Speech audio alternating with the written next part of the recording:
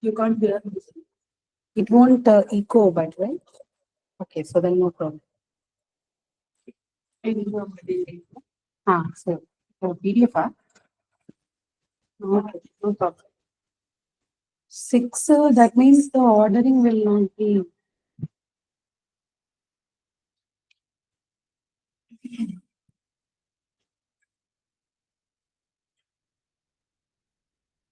Six is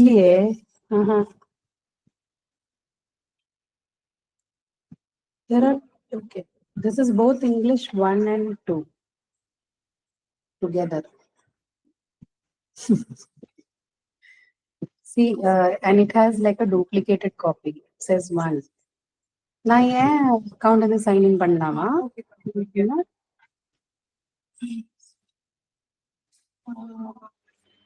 Where is that other account? Yeah, here, no? Add another account.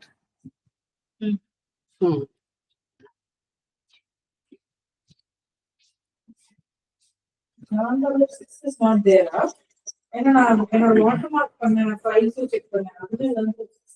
சரி, அப்படின்னா அந்த dashboard கூட check பண்ணி பாரு, இன்கேஸ் அது அவைலபிள் இல்லைன்னு அது ஆட் பண்ணணும். 6 நான் பார்க்கவே இல்லையாங்க. Why are they asking me verification? Oh, it's a different computer. Yeah, it's not.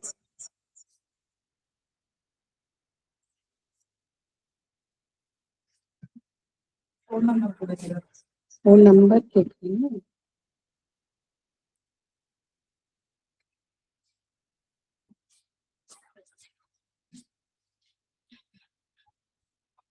Okay. 00817. I think I should just keep that laptop here. Anyway, it is not doing anything with it.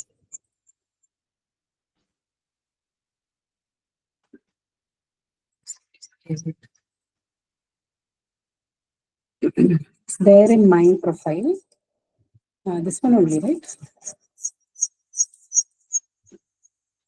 There is echo. I told you we'll have to switch this. I can hear it already.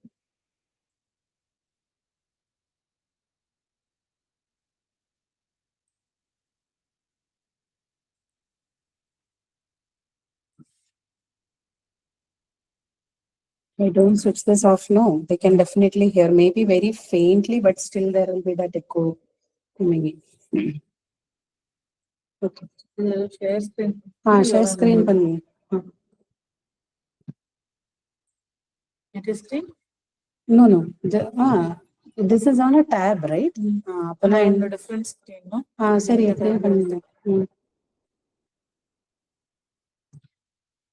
this is the whole screen. Okay. Recording, huh? Yeah. Recording. Check. Okay. Guys, you can hear me, right? Yes, ma'am. Okay. Thank you. Sorry for the trouble. We have a network outage on the campus. Okay.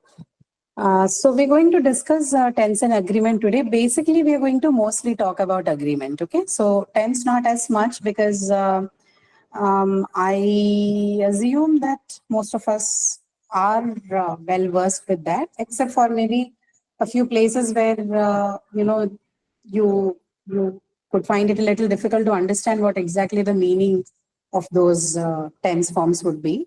For example, something like a future perfect continuous, or something like a difference between a present perfect and a past perfect.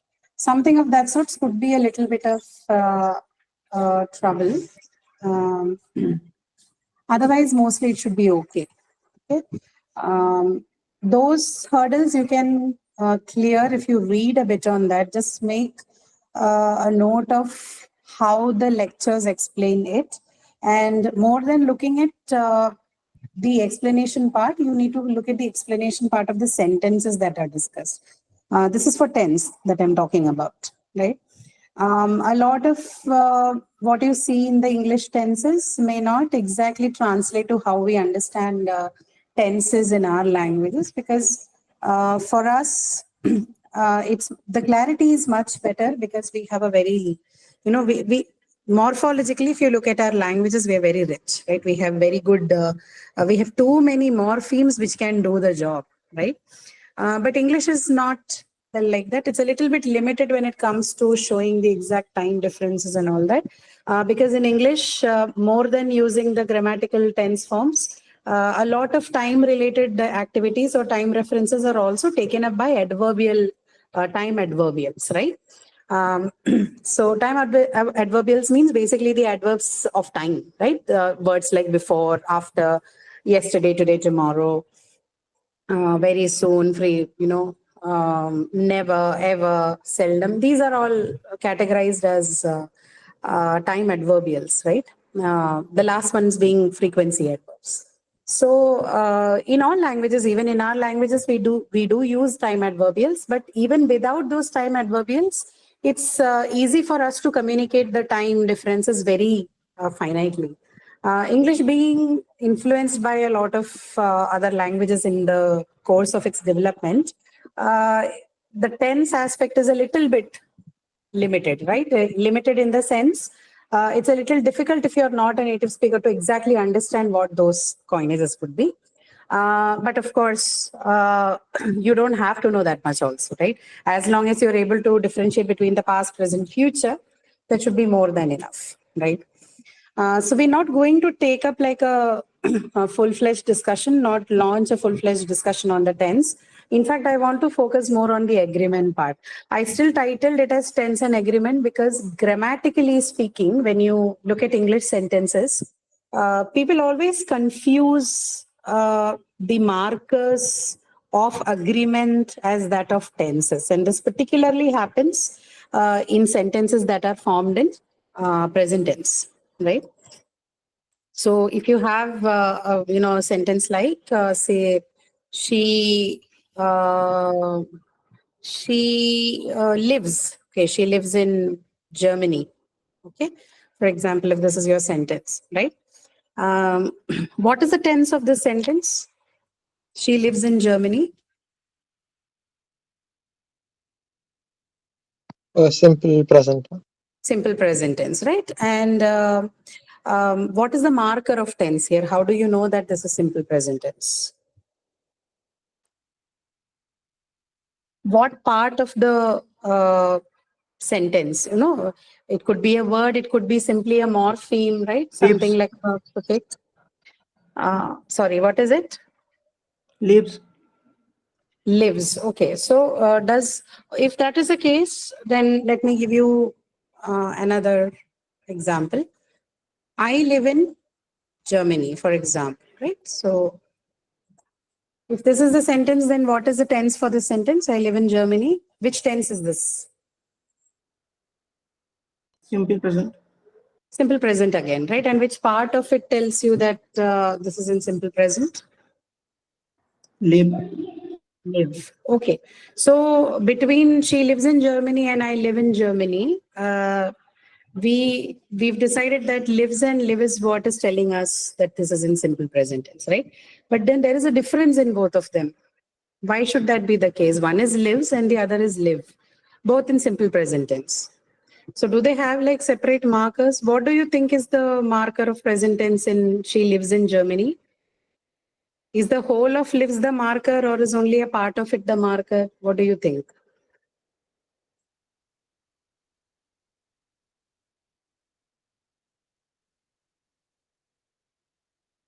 What is your understanding? Is the whole verb live or lives showing you that the sentence is in present tense, or do you think there is a part in that sentence or in that particular word which tells you that the sentence is in simple present tense? Whole sentence. Whole sentence cannot tell you. Usually in English, the tense is marked on the verb, right?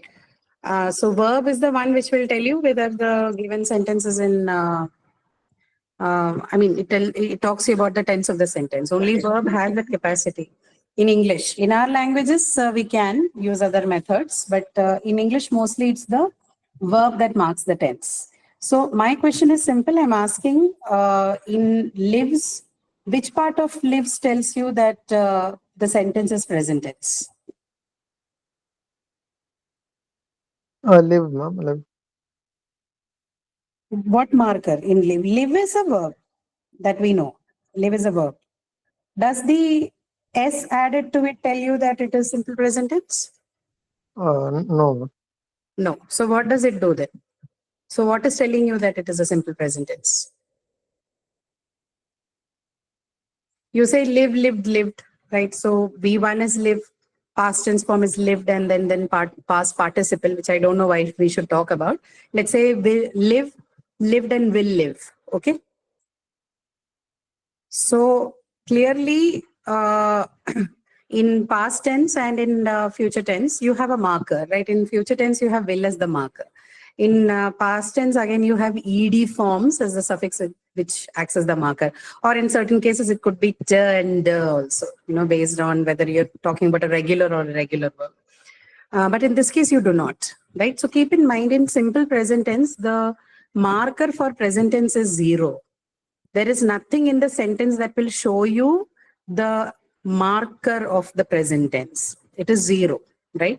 So then the question is, what is this S? No, why do you say I live in Germany? She lives in Germany. Third person pronoun, you use lives, not live, right? So I live, we live, you live, he, she, it lives, they live, right? So what is this S then? This S is not a marker of your present tense. In simple present tense, in English, we do not have any marker. The S that you see with lives is basically the agreement marker. Okay. That S is basically the verb agreeing with the singular subject she. The moment you change the subject to plural they, it becomes live. Right? So here is where you see the actual change, not in the tense. So as simple present tense, there is no marker. The S that you see along with lives, the suffix s that you see with lives is basically an agreement mark, right? This happens a lot in English sometimes, and particularly in the case of simple present tense, right? A lot of people will mistake this sir as a marker of simple present tense, but that's not the case. This is an agreement marker, okay? So, okay, now that we've come to agreement, right? What is agreement? What do we mean by, there are several names to this. People use several technical terms, but we keep it very simple. We call it the subject verb agreement or the subject verb concord, okay? What is the subject verb agreement? What is like the basic principle of subject verb agreement? What is this agreement about? That, yeah, go ahead, Varun. You wanted to say something? No, ma'am. Okay. So the basic principle of subject verb agreement goes very simple. It says the verb of the sentence must agree with the subject. Okay, it's not subject should agree with the verb. The verb must agree with the subject of the sentence in number, gender, and there are 3 things: number, gender, and person. Right? NPG, we call them the 5 markers. So 5 features. NPG, right? 3 things. This is the universal subject verb agreement, right? I'm not talking about English per se. In all languages, agreement, most of the languages, again, I can't say all because there are languages without agreement, right? Some languages don't have to follow this agreement pattern. Like, examples could be, say, a language like Odia or a language like Malayalam. Both of them don't have agreement, so they don't have to bother about this. But in English, there is an agreement, but there is no agreement on gender, right? NPJ, let me just write it down. You have N, then you have N is basically number. Okay, number. What is number? Singular, plural. Okay, that is about N. Then you have P, right? P is what? Person. And person in English, basically it is first, second, and third. Right? First, second, third person. And then the last one is G. Gender stands for gender. And by gender, this is masculine, feminine. Right? In English, we have only 2, but there are languages which have more than that. Okay. Now, what we need to take care of here is look at what your language is sensitive to. So English is sensitive to number, English is sensitive to person, but English is not sensitive to gender, which means your verb endings or your inflections on the verb are not going to change based on the gender of your subject, right? Hindi does, right? So what do I say? Raju घर जा रहा है और लता घर जा रही है, right? So the verb marks the gender. Depending on your gender differences of the subject, the changes are marked on the verb. But that's not the case with English. English doesn't mark gender. But English definitely marks the number and person. Your verb will show inflections. It will show changes in its form based on the changes on your number of the subject and the person of the subject, right? So that's all is subject verb agreement. The verb needs to agree with the number and the person of the subject. This is for English, okay? Of course, the rules will change based on what language you are looking at. So that's it. That's the only principle as far as subject verb agreement is concerned.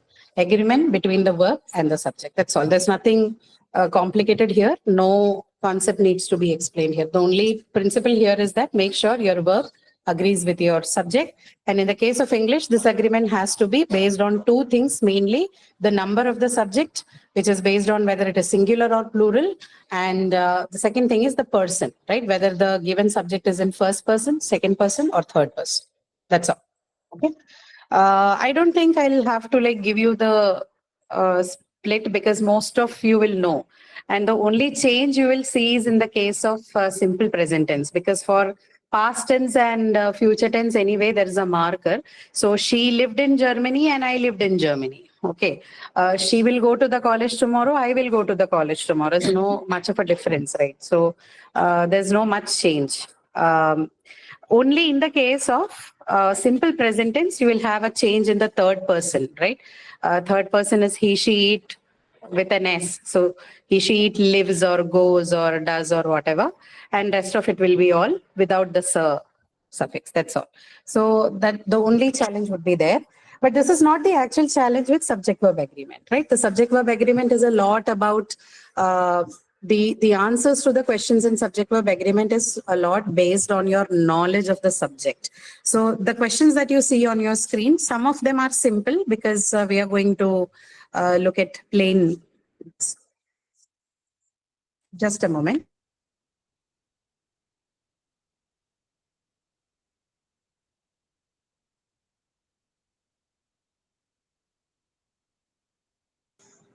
Okay. Right. So we have a set of questions which we are going to look at. But when you're looking at these questions for solving them, I particularly want you to focus on the kind of subjects we are using, right? More than whether the answer is right or wrong. I want you to look at what are the different kinds of subjects that are possible in English, right?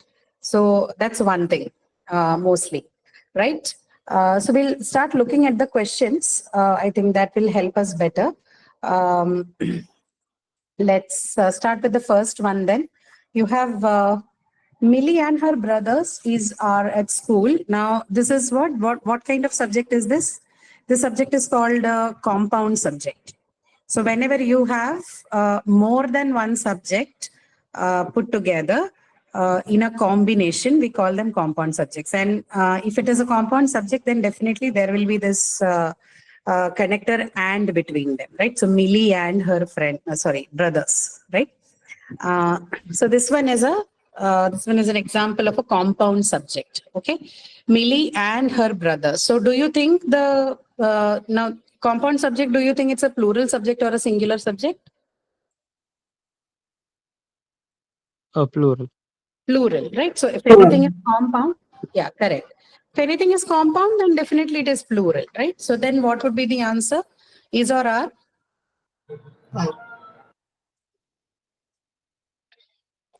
What is it? Sorry, did not hear you.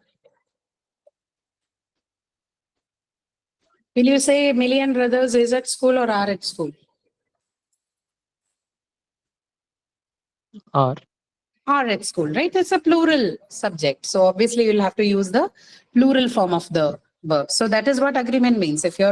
subject is singular, then verb also has to be singular, right?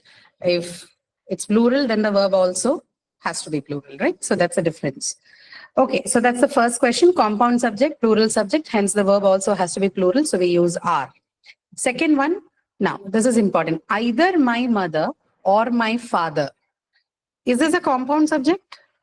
Are we saying that there are two people, or are we saying that one of the two people? What are we saying?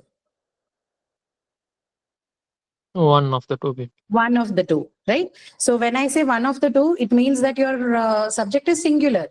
We are mentioning two, but then we are giving an alternative, right? We're mostly making a selection between one among the two. So there is only, the actual subject is only one person, right? So the subject here is singular, and hence the verb also has to be singular. Either my mother or my father is or are coming to the meeting. Is coming to the meeting, right? Now, this will have a bit of permutations combination. So, usually when you have selection-based subjects like this, when there is a, either or situation, then by rule, what you do is you look at the number of the subject that is closer to the verb, right? So if the subject that is closer to the verb is singular, then the verb also becomes singular. If it is plural, then the verb also becomes plural. Okay, so this is the next question will help you understand what I just said. The dog or the cats are outside, right? So again, there seems to be like a selection being made, right? Or there's a flavor of choice or alternative, right? So presence, only one of it can happen. It's not both. So definitely the treatment is a singular, but look at the subject that is closer to the verb. The cats, right? So if that is the case, then the verb has to be by rule singular or plural, because your subject is plural here. The one that is closer to the verb is plural. So your verb has to be then what? Plural. Plural, right? It has to be also plural. So the dog or the cats are outside. Okay. The dog or the cats are outside. If I reverse it, the cats or the dog, then Singular. Yes. singular. So you say is, right? So the cats or the dog is outside. The dog or the cats are outside. Okay, so that's how it works. Fourth one, either my shoes or your coat are always on the floor.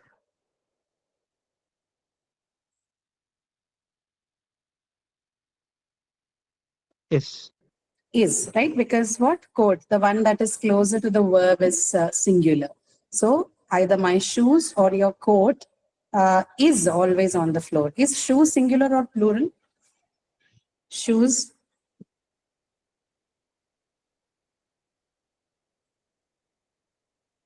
A pair of shoes or simply shoes. You treat shoes as singular subject or plural subject? Plural. Okay. Shoes are always going to be plural, right? Because the actual you is a pair of shoes, right? So that is, shoes would always be treated as plural, either my shoes or your coat. You reverse it, you'll have either my coat, either your coat or to are, okay? In this case, however, it is because the coat which is closer to the verb is singular. Okay. Fifth one, George and Tamara don't want to see that movie. What kind of subject is this, George and Tamara? Compound. Compound. So basically a plural subject, right? So what's the answer then? George and Tamara doesn't or don't? Don't. Don't, right? Don't. George and Tamara don't want to see that movie. Okay. Benito don't know the answer. It should be simple. Singular subject, so doesn't know the answer, right? Doesn't know the answer. Seventh one of my sisters are going on a trip to France. One of my sisters. So the person has several sisters, but only one among them. So subject is singular or plural? Singular. Singular subject, because one of my friends, right? Sorry, one of my sisters. So one of my sisters is going on a trip to France. Eighth one, the man with all the birds lives on my street. The man with all the birds lives on my street. Lives. Man with all the birds. Yeah. Why not live? What is the subject of this sentence? A man. The man, right? The man is your subject. You will see with all the birds and all that in between, but then this is not a. Just a moment. What happened to the cursor? Okay. Okay.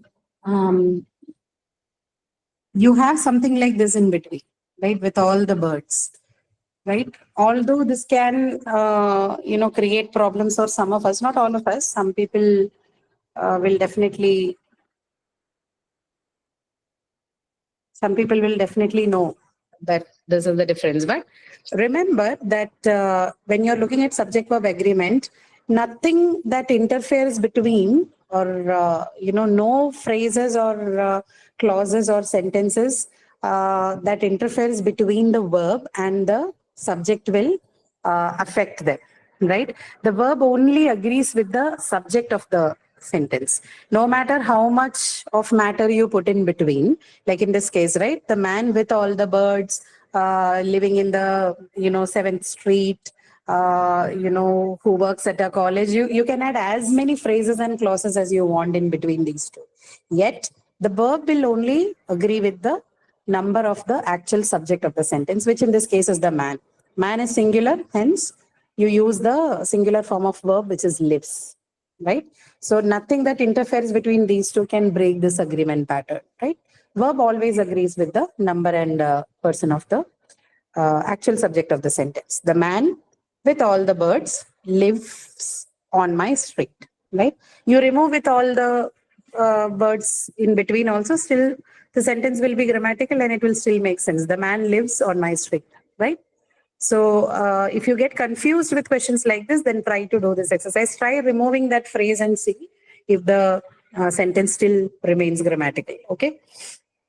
The next one, the next two questions are same. They work the similar way. Take a look. The movie, including all the previews, takes about 2 hours to watch. The movie, including all the previews, takes about 2 hours to watch. So take or takes? Takes. Takes, right? The movie is singular, hence it has to be takes. The movie, including all the previews, takes about 2 hours to watch. The players as well as the captain wants to win.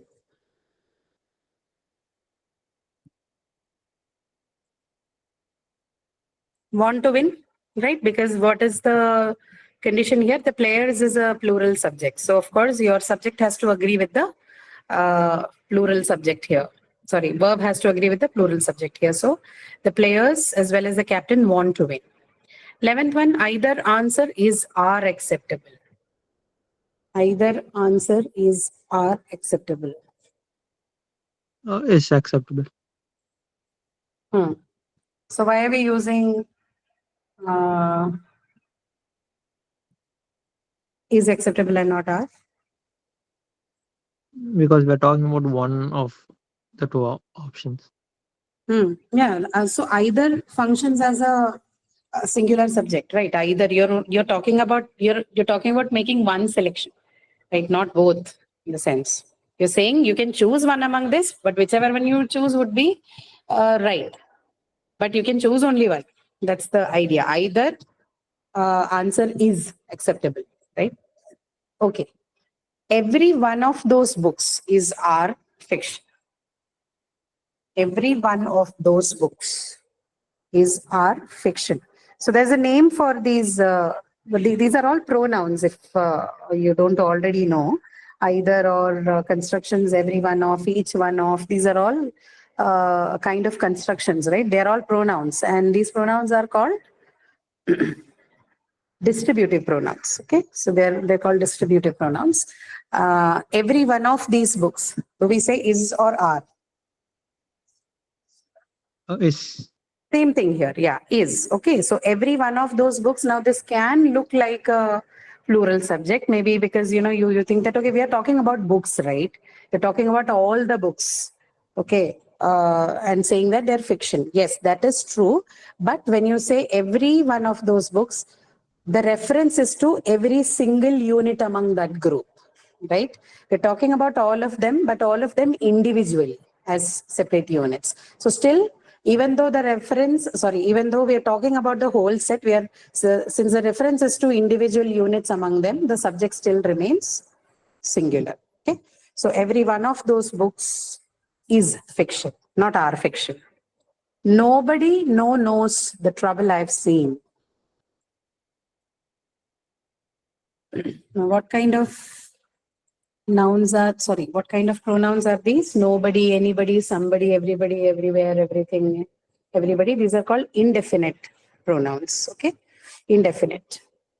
Nobody knows the trouble I've seen. Okay, nobody knows the trouble. So all your distributive and indefinite pronouns are going to be singular subjects. Okay. I didn't want to tell this to you right in the beginning because that's not how you learn. We'll have to look at the questions and decide upon that. Okay. But since we are at it, I think it's not harmful to talk about it. All distributive indefinite pronouns, right? What are indefinite ones? The ones like nobody, anybody, anyone, no one, somebody, someone, everybody, everyone, right? All of these, they're all called indefinite pronouns, right? Distributive ones are either each one of us, every one of us, right? All of these are called distributive ones, right? So both these kind of pronouns, when they appear as subjects in a sentence, they're always going to take singular verbs with them. So nobody knows the trouble I have seen. Okay. Next is based on the countable and non-countable nouns. Are the news at 5 or 6? News is singular or plural? Singular. Yeah, we treat it as a singular noun, right? Does it have a plural form? No. News is always singular. No, there are certain nouns which are always singular. They don't have a plural form. So your news is one such that. So news is singular, hence is or are is, right? Is the news at 5 or 6. Same thing applies to certain other words. So names of, subjects like mathematics, civics and all that. Mathematics is John's favorite subject? Is. Is. Similarly, civics also, right? Civics is Andrea's favorite subject. So although because of the presence of the S, people sometimes would confuse it to be a plural form. But remember that all of these, they only have singular forms. There's no plural form for any of these. Okay. Okay, 16th is also a question that is important. $8 are the price of a movie these days. $8 are the price of a movie these days. Is.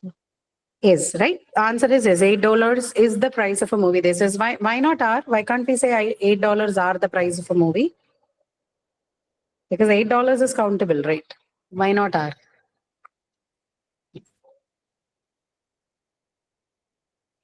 The reason is that, see, here we are not referring to, the whole $8 in the sense that it's countable. We're saying using $8 as the price tag. Okay, it's more nominal in function here. So price tag for that movie. Okay, $8 is the price, right? So you don't say are the price because we're not doing a counting activity here. There's nothing that includes counting here.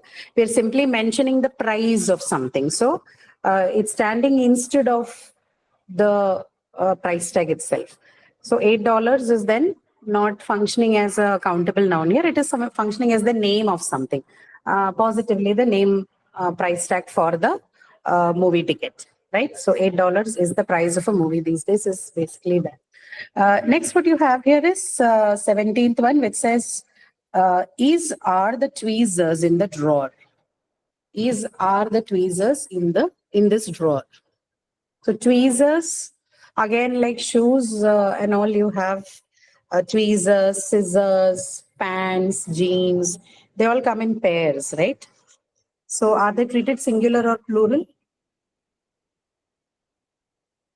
A plural.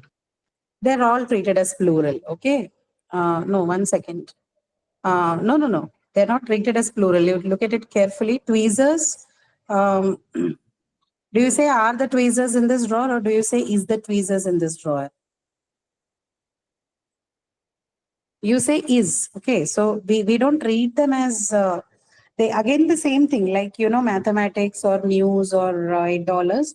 Because of the presence of the test, this might look like a plural thing. But in reality, what is the number for this one? Tweezers, fans, are they single units or are they like more than one unit? A single unit. Single, right? So you have to say is the tweezers in this drawer? Is the scissors in this drawer? Not are the scissors in this drawer. Okay, they're a single unit. Of course, there is a pairing because it cannot work without the two pairs, right? But even though that is the case, they work as a single unit, right? They cannot, with one hand, they cannot work. Tweezer or tweezer or scissors, right? These things only function when both the part are present. So even though there's an element of plurality, they still will function since they function as a singular unit. The idea of scissors is singular. Okay. So same with tweezers. Is the tweezers in this drawer? Pants again, okay, you cannot have a pant with just one leg, right? You need to have both of it together. So your pants is at the cleaners, not are at the cleaners. Okay. 19th one, there were 15 candles in that bag. Were. What's the answer? Were. Here it is clear, it is countable, right? They're independent units, you can count them as 15. Clear-cut case of a countable noun and plural. So you're using the plural form of verb were. Now there is our only one left. Now there is our only one left. Is, right? Now there is only one left. Okay, countable one. So it is this. 20th one, the committee debate these questions carefully. The committee debates. So committee, is it singular or plural? Singular. Singular. It is treated as a singular noun. It is a collective noun. Committee is basically a collective noun, and all collective nouns are treated singular. Keep this in mind. Okay, collective nouns are always singular. We never use them as plural. Okay, in certain cases, like, but they are more modern usage. If you look back at the history of collective nouns, usually most of the collective nouns are used as plural nouns, except for a few exceptions, and that exceptions have come in because of the modern day usage. Besides them, all your collective nouns are treated as singular units. Okay, and so is the case with committee. Committee is a collective noun, and this is a plural. Sorry, it's a singular subject. The committee. So will you say debates or debate them? The committee debate these questions carefully. Debates. Debates, right? Debates these questions carefully. Now, the committee members lead very different lives in private. Now your subject has become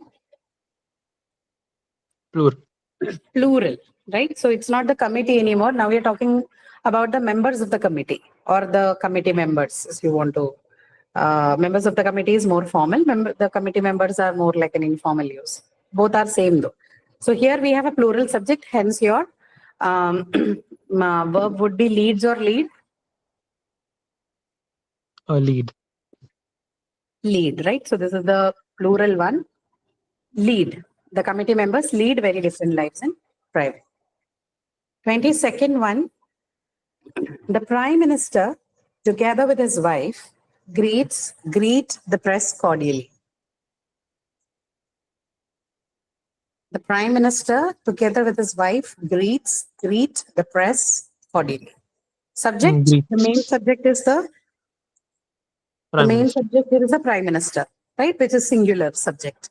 So your verb has to be then greets, right? Singular form of greet, greets.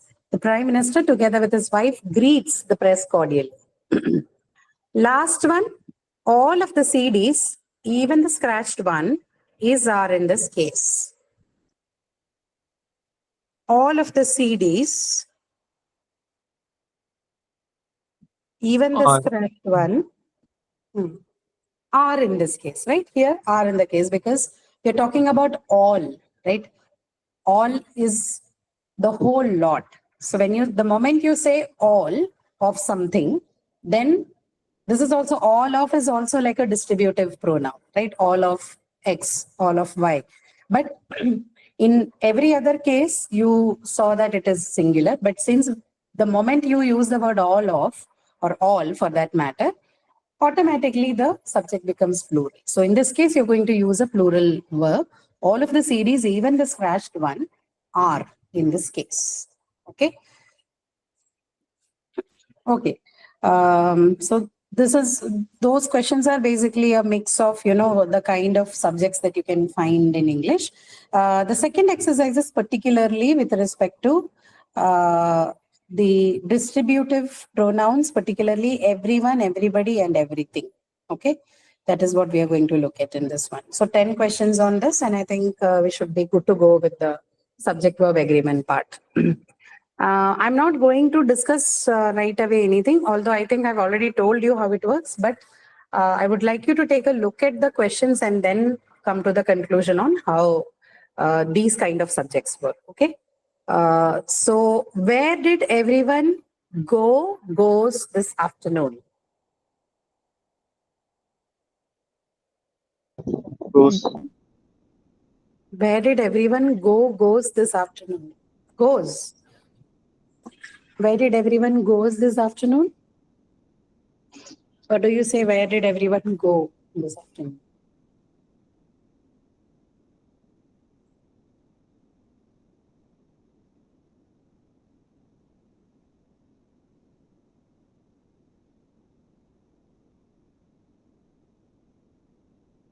Yeah, tell me, go or goes? The answer is go, okay, not goes. I'll come back to explaining why this is the case. We are going to look at the other examples, other sentences, and then come and see why this particular sentence is different from the rest of the sentence. Okay, the answer here is go. Where did everyone go this afternoon? That is the answer. Look at the second one. Sometimes it feels like everyone on social media are having more fun than us.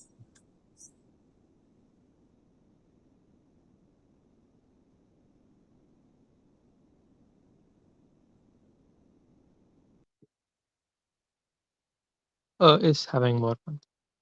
Okay. Is or are, you say is having more fun than us. Okay. Anybody with any other answers? Do you have an objection to this?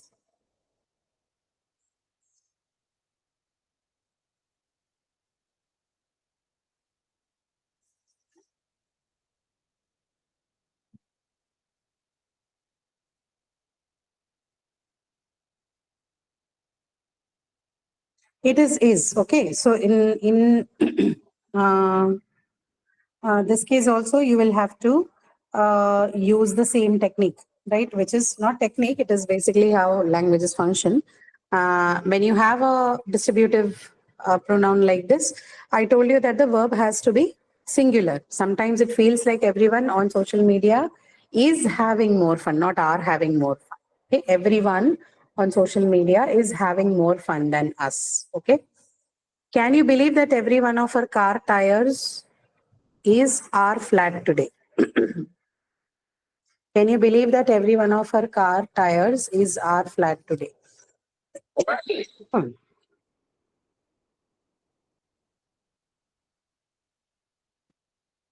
Is flat today. Yeah, so where is that? Every one of her car tires are flat today. What is this? Is, right? Is flat today, because here this is a distributive, every one of her car tires. So why are we saying is here? Because the Reference is individual, right? So we are referring to each car tire separately, talking about each of them, okay, every one of them separately, which is why the reference, subject reference here is singular. Hence, we use the verb is and not are, okay? Each and every one of the stars in the sky has emitted light for millions of years. Same.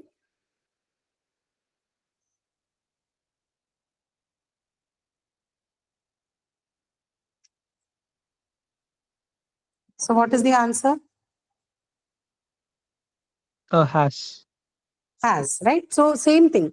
The reference is to singular units, to individual things. So which is why we'll have to use the singular verb here again. So each and every one of the stars, independent individual reference of the stars in the sky has emitted light for millions of years. Okay, each one of them have done that independently. That is the idea.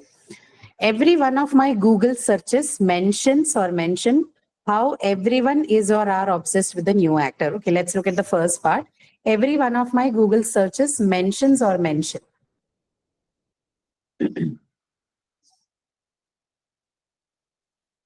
Every one of my Google searches mentions, right? But this is the same thing. It functions like how you saw the third and the fourth question. It has to be the same way.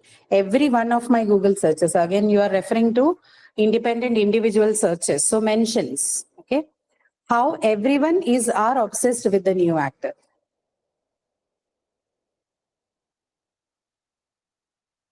Is obsessed. Is obsessed, right? Again, distributive pronoun. Everyone is obsessed with the new actor. If every one of my Google searches mentions how everyone is obsessed with the new actor. Okay. Now everybody know the truth.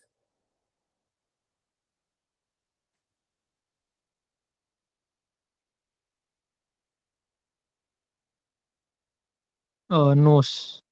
Knows, right? Same logic. So you're going to use knows because everybody is distributive and we know that they only take singular verbs. Okay. At night with the lights shining on the water, everything look different.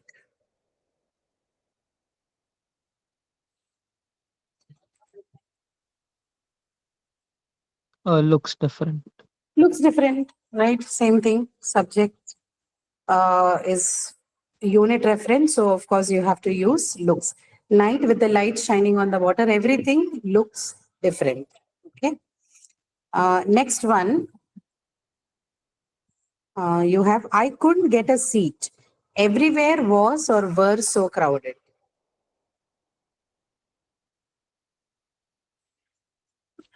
Was Everywhere so crowded. was, yeah, everywhere was so crowded. You don't say everywhere were crowded. Everywhere was so crowded. Okay. Then comes, which one is the next one? Yeah, she knows everybody in the room.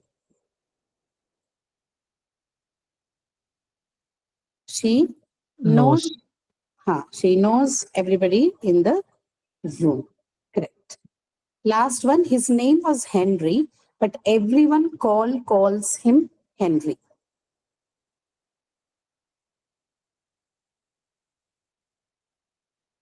Calls. Okay, so everyone calls him Henry. So we saw that in each of these cases, whether they were, distributive pronouns of the nature of each and every one of or every one of and all that, or, if it was everybody or everyone and everything, we have been consistently using singular verbs with them. And that is the case with all your distributive pronouns and your indefinite pronouns. The verb is always singular. The subjects are always singular in that case, and so is the verb. But what is the problem with this first question that we discussed? Why did we not say why did everyone goes this afternoon, and why is it go? What do you think would be a possible answer? Why are we not using goes there? Because as per the rule, then it should have been everyone goes. Right? What do you think is the answer? We just discuss that and we'll end this session because this is something that is important. You should know grammatically what is happening there and why we use go and not goes. Is it because in the second example we use everyone as in every one of the people on social media, and in the Okay. first one we use it like to denote all of them at the same time. Even there, it is the reference is same. The moment I say everyone, again, my reference is to everybody, like the whole set of people, but reference is to individuals among that all groups. So that is the case in the first sentence also. When I ask where did everyone go, I mean individually where did my reference is to individuals among that group. Okay, say I'm going to my home, right? I have 4 or 5 people and I go there and I don't find most of them. There's one person I would ask, where did everyone go? Okay, so by which I mean, yes, 3 or 4 people are missing here. Of course, it's plural, but my intention is also to ask where, individually each of them go, right? Where have they all gone? That is the idea. References to the unit person in this case as well. It is not got to do with the meaning. It is more to do with the structure in English, right? So this is interesting. And the reason is, the first difference that you should have noted is that others are mostly sentences, barring 3, right? But we are not taking 3 because it is an interrogative sentence, but then it's a different kind of interrogative sentence. It's not a content interrogative. It is what we call as a subject. What is it called? Yes or no question, right? Can you believe? Whenever you have an auxiliary beginning used in the beginning as a question, we call it a yes or no question. Okay. Can you believe that every one of her cars? This is more like an auxiliary based question. And can is also like a model auxiliary. I'm talking particularly about the questions which have the WH words, right? Where did, what did, how did, which, okay, all of your WH words, they are called WH questions. They work in a very different way in English. Okay. So the reason is, if you look at the sentence, I don't think you are not there to explain that difference. For that, you will have to look at the structure of the sentences closely. I'll tell you the reason why we say everyone go in the first sentence and not everyone goes, because see, in question sentences in English, usually in a sentence, where do you find the tense of the verb? Tense of the sentence. Which part of the sentence carries the tense in English?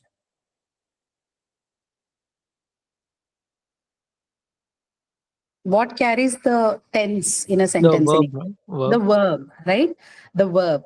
But in question sentences, actually, when you form a question in English, the tense and the verb get separated, right? So that is the reason. So where did everyone go this afternoon? Basically, did is your past tense marker, right? This is or whatever marker. It's the past tense marker, but let's just call it the tense marker. So tense is not on the verb here, right? It is separated. Okay, so what you see here is basically a tenseless verb because the tense is already separated out. In other cases, when it is in a sentence, it is already present on the verb that is used. Hence, it is easier for you to decide. But in the case of an interrogative sentence, since the tense is separated out of the verb is found independently. Go is what? Go is basically the bare form of the verb. It actually doesn't have any tense on it. Okay. Go is just a bare form of the verb in the interrogative sentence. Where did everyone go this afternoon? So it's not between go and goes. It is basically just using the bare form of the verb go. That go doesn't have any tense on it. Unlike in, the cases like second or third or fourth, where you had the tense on the verb itself, right? This is the reason why we have used go there. So the concept is still the same. We don't see goes there and just go, because that go there is a bare form. It is without any tense. Tense is already taken by did.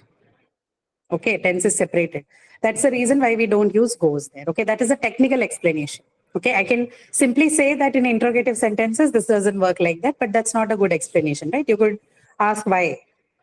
So if your question is why, the reason is this. In interrogative sentences, you always have the verb and the tense separated from each other. So the go and goes that you see here is actually nothing, no tense is there. It's only the bare form of the verb. But in all other cases, when you see the verb, the tense is already attached to that verb. Okay, that's the reason it functions differently. I hope I have given you some explanation. Of course, I know you need a little more background knowledge to understand, but I think this is well and fair. Okay.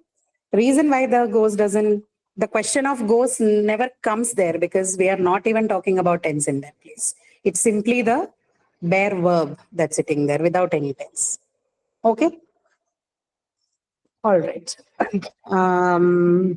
Yeah, that's all. Any question? Any question that you have from this part, or I think this is mostly easy. It is technical, but it is also like the easiest part of the grammar in English. So no much confusion should prevail.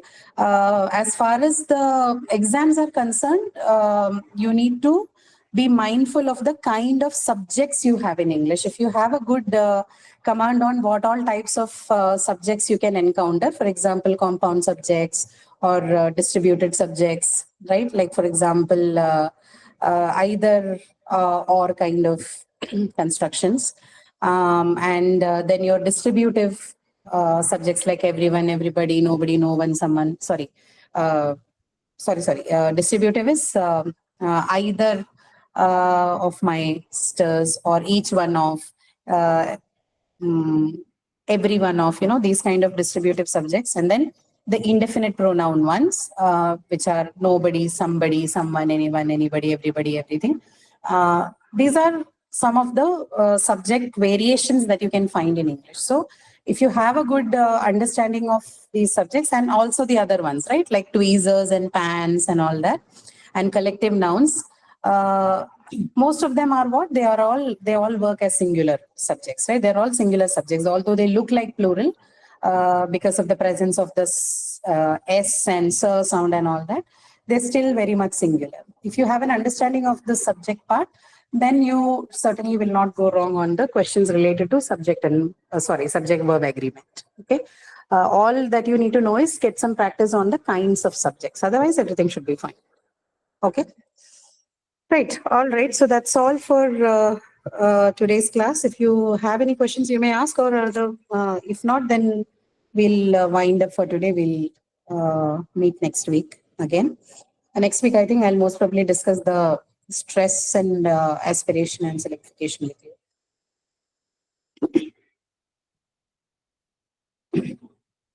Okay. All right. If there are no questions, we'll log out. You can log out of the meeting. I'll stop sharing the screen and also stop the recording. Thank you for joining, and we'll meet again next